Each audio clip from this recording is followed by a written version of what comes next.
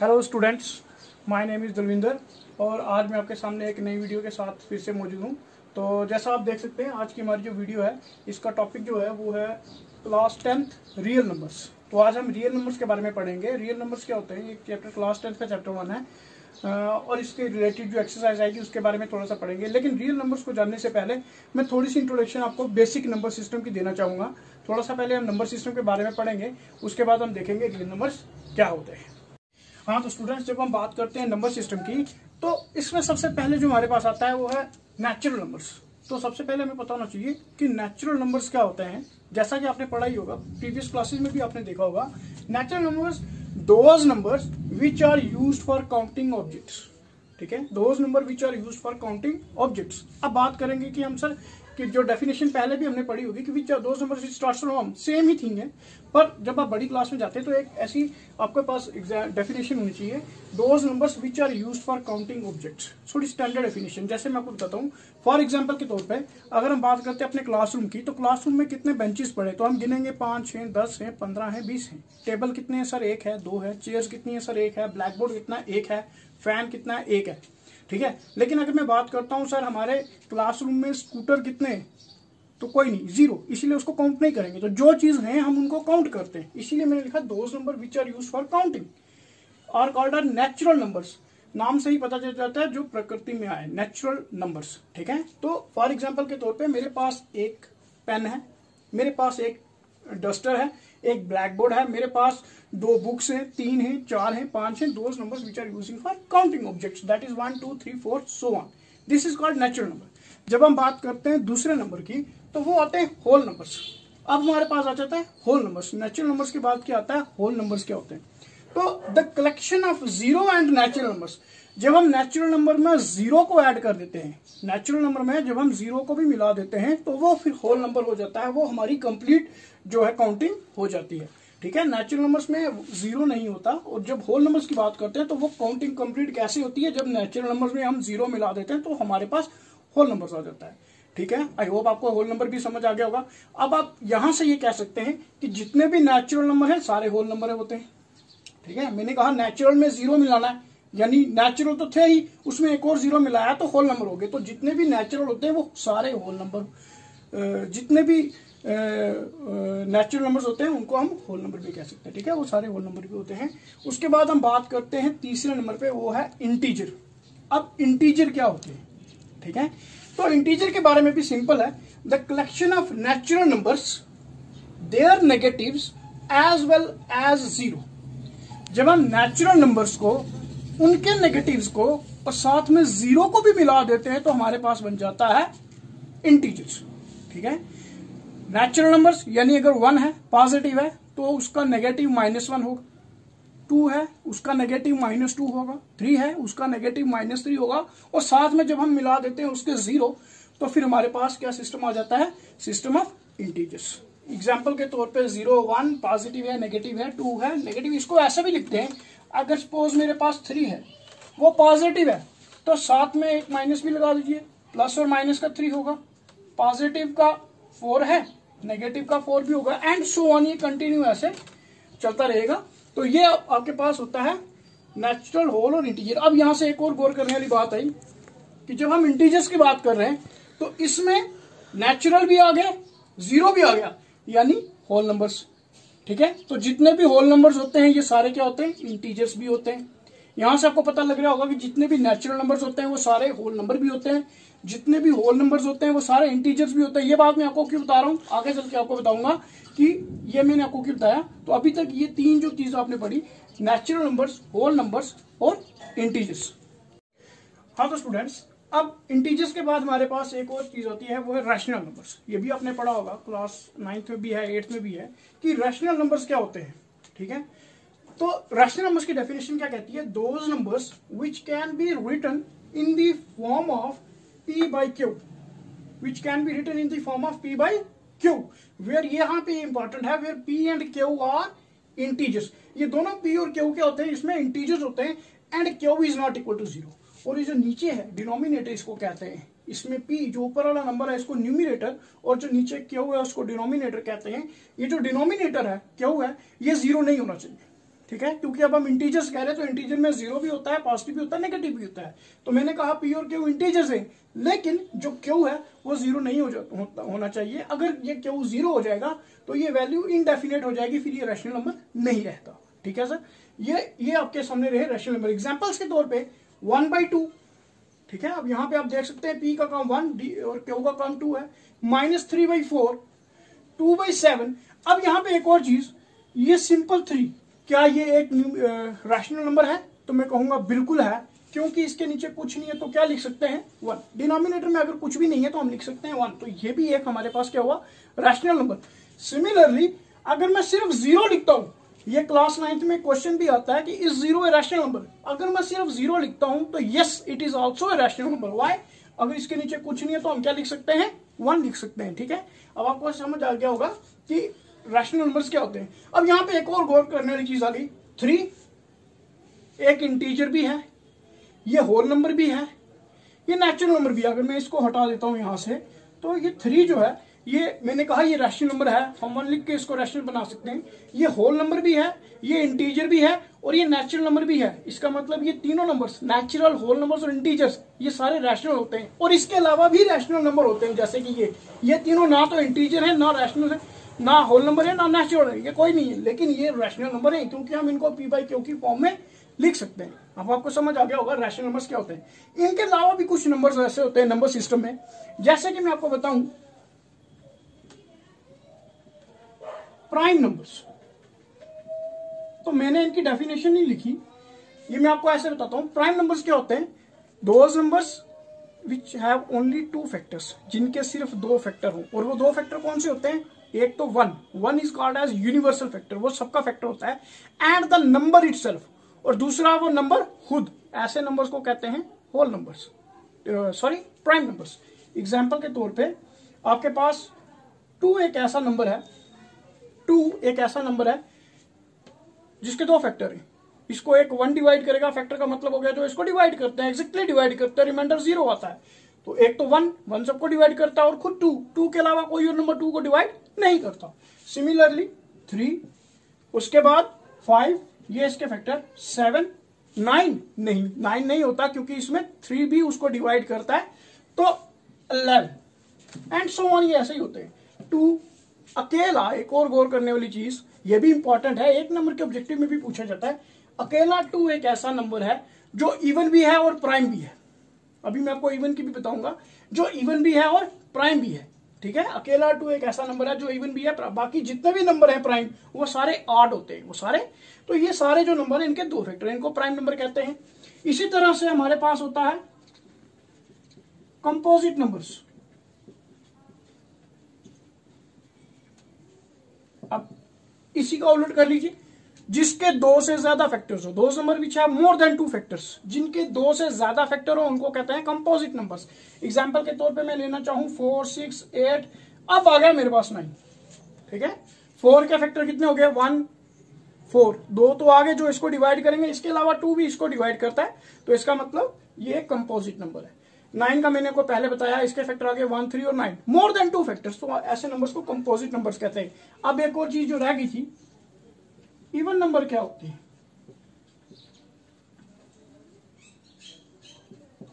Even number क्या होते हैं? तो अब हम बात करेंगे इवन नंबर्स के बारे में। तो those number which are exactly divisible by 2। ठीक है, कुछ लोग इसको ऐसे भी कहते हैं, those number which are multiples of 2। यानी मैं अगर सिंपल लैंग्वेज में कह दूं तो जो 2 के टेबल में आ जाएं, जैसे 2, 4, 6, 8, ये सारे नंबर जो हैं ये किसके टेबल में आ जाते हैं? 2 के टेबल में। जो नंबर 2 से डिवाइड हो जाए इनको हम कहते हैं इवन नंबर्स, और जो नंबर 2 से डिवाइड ना हो,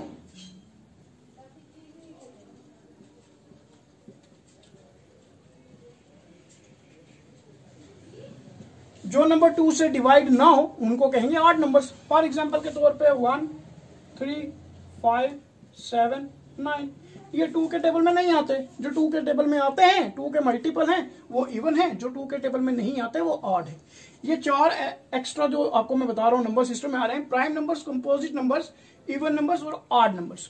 2 बातें इसमें ख्याल रखनी है, एक 2 अकेला इवन प्राइम नंबर होता है, और एक और चीज होती है 1 is neither prime nor composite.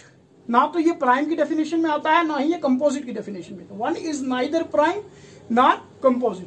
तो ये था रैशनल नंबर। और इसके अलावा जो डेफिनेशंस मैंने आपको बताई। हाँ तो स्टूडेंट्स, रैशनल नंबर के बाद अब हमारे पास एक और डेफिनेशन आती है, वो है इर्रेशनल नंबर्स। तो इर्रेशनल नंबर्स क्या होते हैं?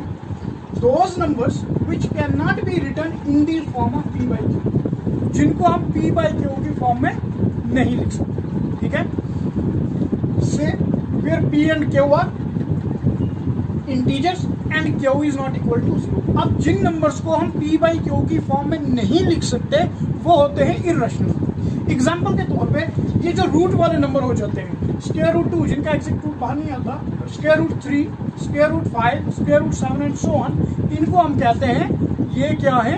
ये इर्रेशनल नंबर। मैं एक और एग्जांपल देता हूँ, जैसे स्क्वायर रूट 16, ये मैंने लिखा स्क्वायर रूट 16। आप कहोगे सर इसको इर्रेशनल क्यों नहीं लिखा, ये इर्रेशनल क्यों नहीं है? तो मैं बताता हूँ ये इर्रेशनल नहीं है। इसलिए नहीं है कि जब हम इसको सॉल्व करने जाएंगे तो 16 मीन्स 4 into 4, यही होगा, 4 4 से 16। और जब हम इस स्क्वायर को हटाएंगे तो ये दो पेयर जो 4 है इसमें से एक पेयर ऑफ 4 बाहर आ जाएगा, या आप इसको ऐसा भी कह सकते हैं, ये अंदर 4 का स्क्वायर हो जाएगा, बाहर square square square root neutralise हो जाएगा और हमारे पास 4 आ जाएगा। और 4 तो हम जानते हैं it is an integer, it is a rational number, इसलिए इसको रैशनल नंबर नहीं कहेंगे जो कि एग्जैक्टली स्क्वायर रूट से बाहर आ जाते हैं। तो ये हमारे पास होते हैं इर्रेशनल नंबर्स, जो नंबर पी बाई क्यू की फॉर्म में ना लिखे जाए। इनके अलावा रैशनल नंबर को और इर्रेशनल नंबर को पहचानने का एक डिफरेंशिएट करने का एक और तरीका है, वो भी मैं आपको बताता हूँ कि रैशनल नंबर को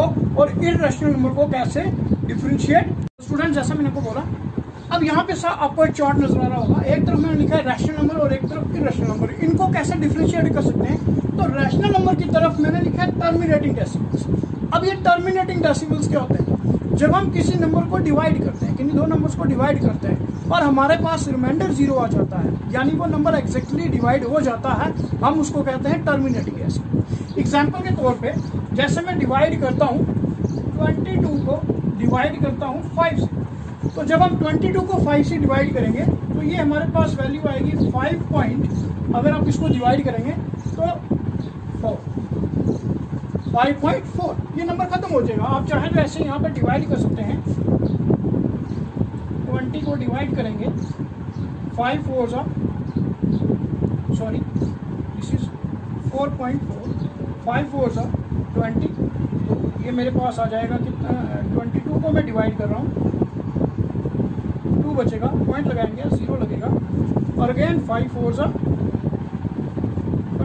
तो आप देखेंगे ये नंबर खत्म हो गया। इसको कहेंगे टर्मिनेटिंग डेसिमल्स।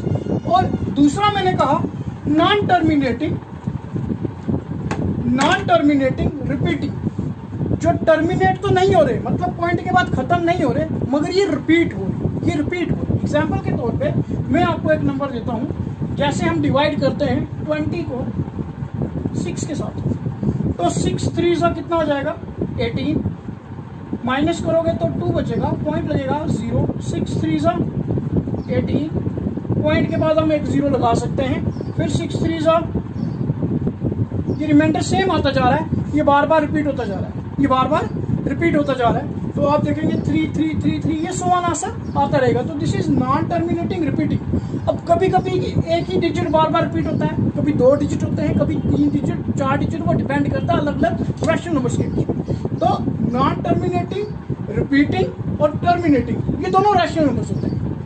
अगर हम दूसरी डेफिनेशन कहें, जो डिफरेंशिएट, जो खत्म हो जाए डिवाइड करने के बाद, और अगर खत्म नहीं भी हो रहे तो रिपीट हो रहे हैं, ये दोनों रैशनल होते हैं। और बच गए वो जो नॉन टर्मिनेटिंग, नाम से पता लग गया नॉन टर्मिनेटिंग, खत्म भी नहीं हो रहे और रिपीट भी नहीं हो रहे। कुछ ऐसे नंबर हो जाएंगे, एग्जाम्पल के तौर पे 2.3, 2, 4, 2, 6, 3, 1, 2, 6, 4, सो ये आगे चलता रहेगा। कुछ ऐसे नंबर भी हो सकते हैं जो खत्म भी नहीं होते और रिपीट भी नहीं होते।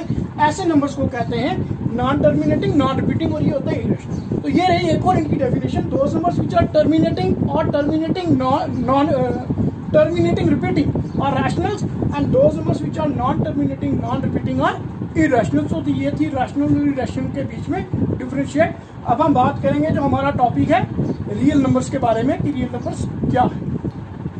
स्टूडेंट्स, अब बात कर रहे हैं हम रियल नंबर्स की। तो अब आते हैं हमारे टॉपिक पे, जो हमारी यूनिट है रियल नंबर्स क्या होते हैं। तो real numbers are defined as the union of rational numbers and irrational numbers. जब हम रैशनल नंबर्स को और इर्रेशनल नंबर्स को दोनों को आपस में मिला देते हैं तो वो रियल नंबर्स बन जाते हैं। आपको समझ आया? इसीलिए मैंने आपको ये सारी डिटेल पढ़ाई कि रैशनल क्या होते हैं और इर्रेशनल क्या होते हैं। रियल नंबर को जानने से पहले हमें रैशनल और इर्रेशनल की बारे में जानकारी होनी चाहिए। इसीलिए मैं आपको बता रहा हूँ कि जब हम रियल नंबर्स में जब हम रैशनल नंबर्स और इर्रेशनल नंबर्स को मिला के इकट्ठा कर देते हैं तो हमारे पास रियल नंबर बन जाते हैं। अब ये एक चार्ट है, मैंने आपको स्टार्टिंग में बताया था जब मैं नेचुरल और बता रहा था कि नेचुरल नंबर जितने भी होते हैं वो होल नंबर होते हैं, जितने भी होल नंबर होते हैं वो इंटीजर्स भी होते हैं, जितने भी इंटीजर्स होते हैं वो रैशनल भी होते हैं। और वो किस लिए? क्योंकि ये इस ट्री तक मैं पहुंचना चाहता था। ये मेरे पास एक ट्री है कि रियल नंबर्स क्या है। रियल नंबर्स होते हैं रैशनल और इर्रेशनल, इसकी दो ब्रांचेस आ गई। अब रैशनल आगे क्या होते हैं, इसकी सब branches. Non integer rational, non integer rational मैंने आपको बताया था, जैसे 1/2 नॉन इंटीजर रैशनल, -2/3 ये इंटीजर नहीं है मगर ये रैशनल है। और उसके बाद इंटीजर, जो आपको बताया था इंटीजर क्या होते हैं। फिर इंटीजर्स की आगे सब ब्रांचेस आती हैं, नेगेटिव नंबर्स और होल नंबर्स। होल नंबर्स में 0, 1, 2, 3 सारा आ गया। और जब होल नंबर्स नेचुरल के नेगेटिव हो जाते हैं तो हमारे पास नेगेटिव नंबर्स आ जाते हैं। और फिर जो लास्ट में होल नंबर की ब्रांचेस आती हैं वो 0 और नेचुरल नंबर। ठीक है, ये है वो ट्री रियल नंबर का। अब प्राइम नंबर्स कहाँ पे चले गए, इवन नंबर कहाँ पे चले गए, ऑड नंबर कहाँ पे चले गए, वो सारे यहाँ पे होल नंबर में आ जाते हैं। इसलिए मैंने आपको वो अलग से बताने, वो इसी की ब्रांच में आ जाते हैं। प्राइम नंबर जिनके दो फैक्टर होंगे वो भी इसी में आ जाएंगे, जिनके दो से ज्यादा फैक्टर होंगे वो भी इसी में आ जाएंगे, जो इवन है वो भी इसी में आ जाएंगे, जो ऑड है वो भी इसी में आ जाएंगे। ठीक है, तो ये रहा वो ट्री रियल नंबर का कि रियल नंबर क्या होता है। Real number is the union of both rational numbers and irrational numbers. This is all about real numbers. I hope आपको अच्छे से अंडरस्टैंड हो गया होगा कि रियल नंबर्स क्या होते हैं। जब हम चैप्टर के ऊपर जाएंगे तो सबसे पहली चीज जो हमें मिलेगी वो आएगी यूक्लिड डिवीजन एल्गोरिथम। इसको यूक्लिड्स डिवीजन लेमा भी कहते हैं। तो अब पहले हमें ये पढ़ना पड़ेगा कि ये यूक्लिड्स डिवीजन एल्गोरिथम क्या होता है। तो पहले इसको बताने से पहले थोड़ा सा मैं आपको इसके बारे में बता देता हूँ, ये होता क्या है। एल्गोरिथम क्या होता है? एल्गोरिथम, जब हमारे पास सपोज कोई प्रॉब्लम दी गई हो तो उसको वेरीफाई करने के लिए ऑलरेडी कुछ स्टेप्स गिवन दिए होते हैं। ठीक है, तो जब हम उन स्टेप्स को फॉलो करके एक सोल्यूशन निकालते हैं तो इस प्रोसीजर को कहते हैं एल्गोरिथम। यानी to find a solution by using given steps, by using given steps. जब हम किसी स्टेप्स का यूज करके हम किसी प्रॉब्लम को सॉल्व करते हैं जो ऑलरेडी गिवन हो, उनको हम कहते हैं एल्गोरिथम। डिवीजन आपको पता ही है, डिवाइड करना, कि जब हम डिवाइड करने के प्रोसीजर को क्या कहेंगे, डिवीजन एल्गोरिथम। और यूक्लिड्स क्या हो गया, ये एक मैथमेटिशियन थे जिनके नाम से ये लेमा रखा गया है, क्योंकि उन्होंने यही डिफाइन किया था तो उनके नाम से ये रखा गया था, यूक्लिड्स डिवीजन एल्गोरिथम। अब होता क्या है, ये कहता क्या है, पहले मैं थोड़ा सा आपको इसके बारे में बता दूं। जो बुक में आपकी स्टेटमेंट है, फिर मैं इसको और सिंप्लीफाई करके आपको बताऊंगा, इसकी एग्जाम्पल भी करवाऊंगा। ये क्या कहता है, given positive integers a and b. आपके पास कोई दो पॉजिटिव इंटीजर्स दिए होंगे, इंटीजर्स और वो भी पॉजिटिव, उनका नाम वो कुछ भी दे रहा है। जैसे सपोज यहाँ पे कह रहा है ए और बी, कहते हैं देयर एग्जिस्ट यूनिक इंटीजर्स। फिर वहां पे दो और इंटीजर्स होंगे क्यू और आर। ठीक है, फिर वहां पे दो और, अगर हम दो इंटीजर्स लेते हैं ए और बी तो फिर हमें दो और इंटीजर्स मिलेंगे क्यू और आर, जो कि इस इक्वेशन को सॉल्व करते हैं, सेटिस्फाई करते हैं। ये इक्वेशन क्या बनती है, A is equal to B Q plus R, A is equal to B Q plus R. Where ये जो आर होगा ये स्ट्रिक्टली 0 से बड़ा होगा या उसके बराबर होगा, 0 से बड़ा होगा या उसके बराबर होगा। लेकिन ये जो b होगा इससे छोटा होगा। r is greater than or equal to 0 but strictly less than b से छोटा होगा। अब मैं इसको थोड़ा सा आपको आसान करके बताता हूँ। इस इक्वेशन को आपने पढ़ा होगा, मैं एक एग्जांपल देता हूं। जब हम किसी नंबर को डिवाइड करते हैं, मान लीजिए मैं 7 को डिवाइड कर रहा हूं 2 से, तो 2 3 6 हमारे पास ये 1 बच जाता है। अब इसमें इसको क्या कहते हैं, ये हमारे पास होता है रिमाइंडर। ये वाला आर आ गया। इसको क्या कहते हैं, ये हमारे पास होता है कोशेंट। ये हमारे पास क्यू भी आ गया। अब ए और बी बच गए,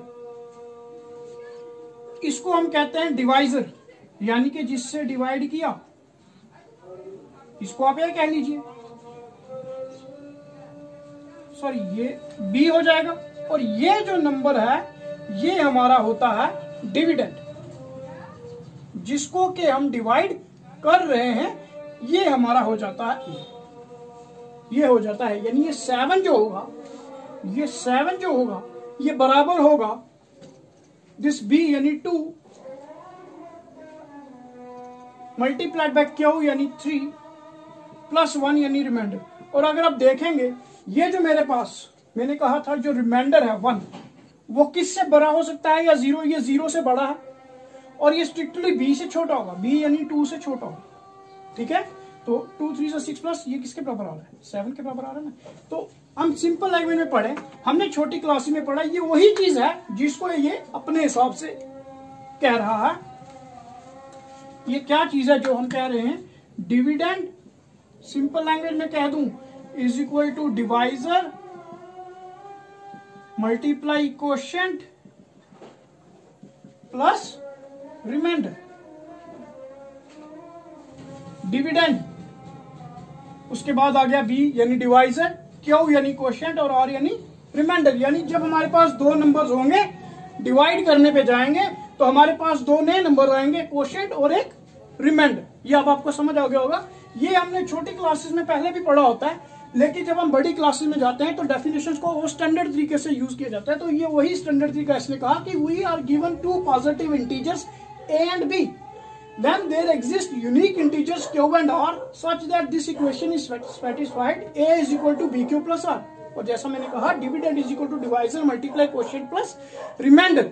अब मैं आपको इसके जरिए एग्जांपल हमारी क्वेश्चंस को सॉल्व करके बताऊंगा कि कैसे इसका यूज करके हम अपने क्वेश्चंस को सॉल्व कर सकते हैं। स्टूडेंट्स, जब हम एक्सरसाइज पे आएंगे, एक्सरसाइज 1.1, तो हमारे पास जो क्वेश्चन रहेगा वो रहेगा use Euclid's division algorithm to find HCF of. अब HCF क्या होता है, HCF is the highest common factor. छोटी क्लासेस में हमने पढ़ा है, इसके लिए प्राइम फैक्टराइजेशन मेथड होता है और डिवीजन मेथड भी होता है, लॉन्ग डिवीजन मेथड, जिससे हम HCF यानी हाईएस्ट कॉमन फैक्टर्स, दो या उससे ज्यादा नंबर्स का फाइंड आउट करते हैं। लेकिन यहाँ पे हम लगाएंगे यूक्लिड्स डिवीजन एल्गोरिथम, और इसको लेमा भी कहते हैं, यूक्लिड्स डिवीजन लेमा। अब लेमा क्या होता है, ये मैं लेमा भी थोड़ा सा आपको बता देता हूं। लेमा क्या होता है, लेमा जब हम एक स्टेटमेंट जो पहले से सॉल्व हो, जो पहले से प्रूव हो, उसका यूज करके एक दूसरी स्टेटमेंट बना देते हैं, तो इस प्रोसीजर को लेमा कहते हैं। यानी एक ऐसी स्टेटमेंट जो पहले से सॉल्व हो, पहले से प्रूव हो, और उसका यूज करके हम दूसरी स्टेटमेंट बनाएं, तो हम उसको कहेंगे ये लेमा है। तो ये जो यूक्लिड्स डिवीजन लेमा है, ये ऑलरेडी सॉल्व्ड है, ये प्रूव्ड है। अब इसका यूज करके हम आगे जो स्टेटमेंट बनाएंगे, हम कहेंगे ये हमने एक लेमा तैयार कर दिया है, जो लेमा बना हुआ है, ये लेमा का काम कर रहा है। अब हम बात करते हैं अपने क्वेश्चन पे। तो मुझे HCF निकालना है 135 और 225 का। तो सोल्यूशन पे जाऊंगा। अब मैं एक और चीज आपको स्टूडेंट्स बता देता हूं, जब भी हम अक्सर क्वेश्चन पेपर करते हैं एग्जामिनेशन में, या क्लास टेस्ट हो, या स्कूल में भी कभी काम करना हो, तो हमें जो भी अपना क्वेश्चन आंसर शीट होता है, उसके साइड पे कुछ इस तरह से एक लाइन लगा के इसको रफ एरिया बना लेना चाहिए, ताकि हमें जो भी कैलकुलेशन के लिए रफ काम करना पड़े वो साइड पे कर लें और हमें पता भी लग जाए कि हमने कहां से क्या किया। तो अब हम बात करते हैं 135 और 225 की। तो मैं लिखूंगा since 225 is greater then 135। Clearly हमें पता है 225 135 से बड़ा है। thus applying Euclid's lemma we get। तो हम इनके ऊपर यूक्लिड्स लेमा लगाएंगे, यूक्लिड्स डिवीजन एल्गोरिथम लगाएंगे। अब वो कैसे, पहले मुझे रफ पे इसको डिवाइड करना होगा। वेरी सिंपल है, इसको रफ पे डिवाइड करना होगा।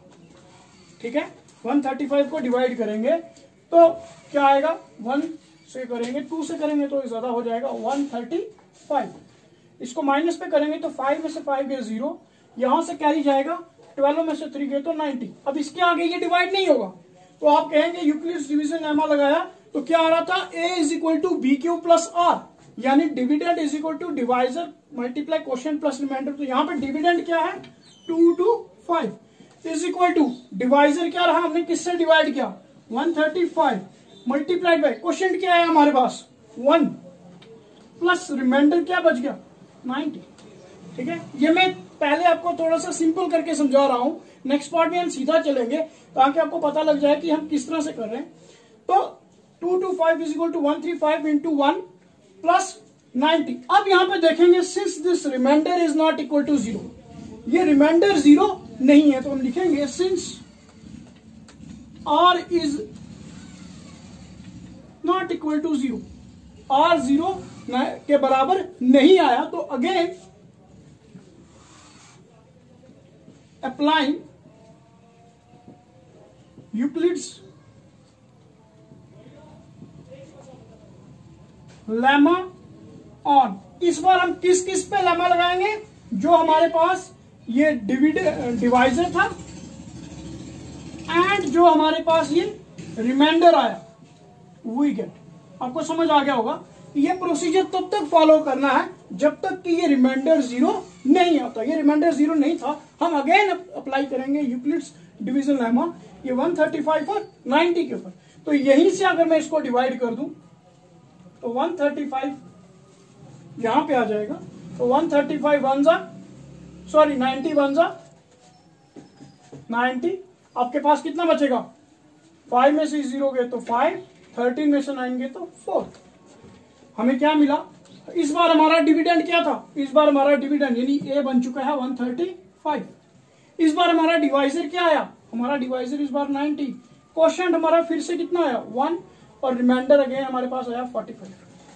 अगेन अगर आप देखें तो जो रिमाइंडर है ये 0 के बराबर नहीं हुआ, जब तक कि ये 0 नहीं आ जाता तब तक हम इस प्रोसीजर को फॉलो करते रहेंगे। तो फिर हम लिखेंगे again since r is not equal to 0, ये प्रोसीजर हमने तब तक फॉलो करना है, वी अप्लाइंग